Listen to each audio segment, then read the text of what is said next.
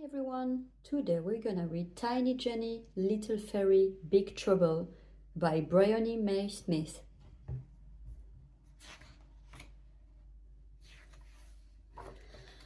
Mr. and Mrs. Wren were very surprised when a baby fairy hatched from one of their eggs.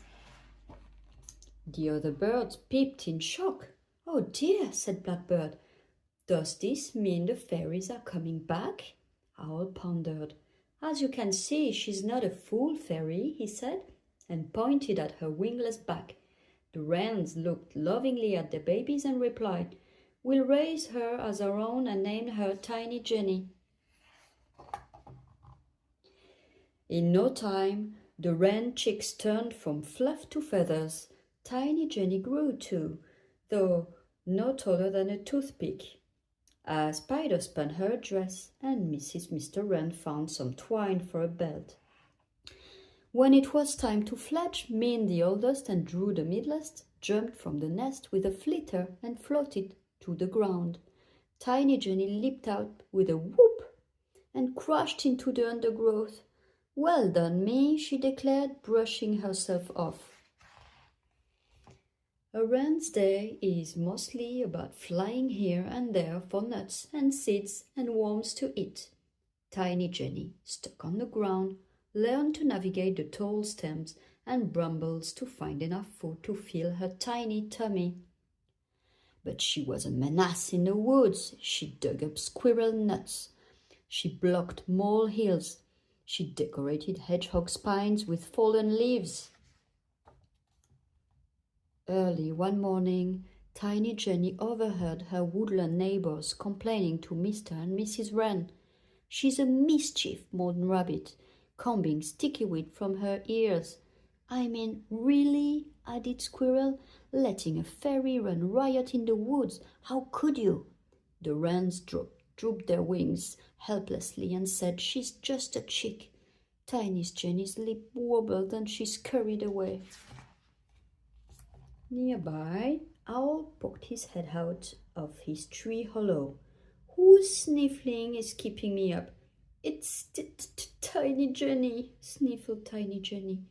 She wiped the snot off her face. "Owl, what's a fairy?" "You are, of course," Owl tutted. She scowled and threw back her small shoulders. "I'm not." "Well, why don't you go find some fairies and see for yourself?" "Maybe I will," Tiny Jenny said, and trying to look brave, she strode off. Over the stream and around the mossy boulders, Tiny Jenny trudged. It wasn't long before she was deeper into the woods than she'd ever been before. At last, the trail led her to a grove of ancient trees, and in the middle grew a perfect circle of mushrooms. "Hello," called Tiny Jenny. "Any fairies around?" No answer. She clambered through the tree hollow. "Yoo-hoo, fairies!" Silence. Onwards she went, into the mushroom ring. Whoosh! Suddenly a flurry of fairies flew down from the treetops and out of the tree holes. "Who's this?" they asked, circling Tiny Jenny and poking and prodding at her. A fairy with a golden crown stepped forwards and extended a hand for Tiny Jenny to kiss. "Lovely to meet you, little changeling," she said as Tiny Jenny stared at her blankly. "I'm Merletta, Queen of the Fairies." Tiny Jenny tried to curtsy, and all the fairies giggled. "I'm Tiny Jenny," she said. "Am I a fairy too?" "Not without wings, you're not," said one fairy with a smirk. Queen Merletta shushed her. "What Thizzlebird means is to be a fairy you need a pair of lovely wings." She buzzed her own. "Oh, wings!" breathed Tiny Jenny. "Just 3 taps of my wand will do the trick." The fairy queen waved it teasingly. "But first you must prove yourself worthy. Let's see how you carry yourself during a fairy parade, little Jennifer." "No problem, and it's Tiny Jenny," corrected Tiny Jenny, but her voice was lost in all the fairy cheering. When twilight fell, the fairies gathered, carrying stems of wild garlic and bluebells, each bud aglow with will-o'-the-wisps. Tiny Jenny went to join the nearest fairy, but she snapped. "No, you knew. Back of the line." So Tiny Jenny trailed behind. As they wended their way through the forest, Tiny Jenny could see that the fairies were nothing like the wrens. They didn't forage for food or gather twigs or sing songs. They just smashed and stole stuff. "Whoa," thought Tiny Jenny. "Bad." After a time, the parade of thieves neared the wren's nest. "Attack!" shouted the fairy queen. "No!" Tiny Jenny cried. Without thinking, the fairies glared at her. She said, "I'm tired. Can we go back now?" Merletta smirked. "Why not?" she said. "Follow me, everyone." The mean fairy flock fluttered their pretty wings and took to the air, where Tiny Jenny could not join them. 4 feather heads popped up from their nest, and the wrens fluttered to the ground. "Thank you," said Mr. Wren, "but where have you been? We were so worried." "We've been looking treetop to tree root for you all day," chirped Mrs. Wren. "Why did you wake up the fairies?" "I didn't know this would happen," Tiny Jenny wailed.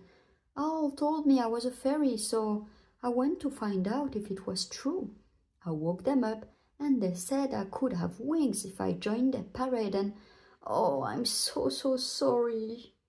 "Hey, they've left without you," said Min. "Hop on," said Drew, and up they all flew, following the fairy wing bits.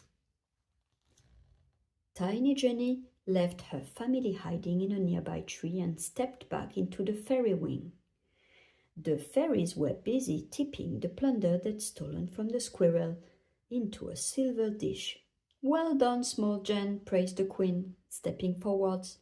"You kept up with the fairy parade. You'll make a fine fairy." "It's Tiny Jenny," corrected Tiny Jenny. "All you need to do now to become a fairy," the queen continued, "is add your own mushroom to the fairy ring." She passed one to Tiny Jenny. "Thank you," she said, "but I'll just take the wings, please." "Don't you want to be a fairy, Tinsy Jen Jen?" asked the queen, her voice rising. The fairy smiled and leaned in to watch. Tiny Jenny twirled the mushroom in her hands.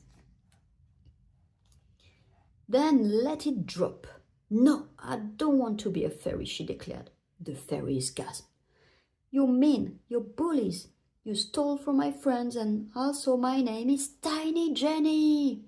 Her cry echoed through the woods. The fairy queen snapped her wand in rage. Then Tiny Jenny turned to her family, who had flown into the clearing when they heard the commotion. "Do you know what, Mum?" she said. "I'm hungry." She leaped onto the nearest mushroom and took a humongous bite. The fairy queen startled. "Stop that!" she cried. "Delicious," said Tiny Jenny. She munched another. There, next, Drew took a peck. "Ooh, yummy," he said. Mrs. Wren flitted nearer and nipped a bit too. Mr. Wren and Min took bites, and then all the animals descended on the fairy ring, gobbling mushrooms in enormous gulps. The fairies started to flee, under tree roots and over treetops, until all that remained were a few mushroom stumps. The fairies were gone. The large shape of owl dropped down from the sky. "Smart move," he told Tiny Jenny. "What did she do?" asked Min. "The fairies can't dwell in a forest without a fairy ring. Now they won't return until the mushrooms grow back," Owl explained. "It's fairy magic," he shrugged. Tiny Jenny wiped her mouth. "So it's a good thing I like mushrooms," she giggled. Min pressed close to Tiny Jenny's side. "I'm sorry you didn't get your wings, sis," she said. "That's okay," said Tiny Jenny. "You'll just have to give me a lift." And so Mr. and Mrs. Wren, Drew and Min, with Tiny Jenny on her back, flew home to their nest. Owl swooped off into the night to hunt. The birds quieted and went to sleep, with full bellies, and Tiny Jenny was never naughty again. Well, almost never. The end.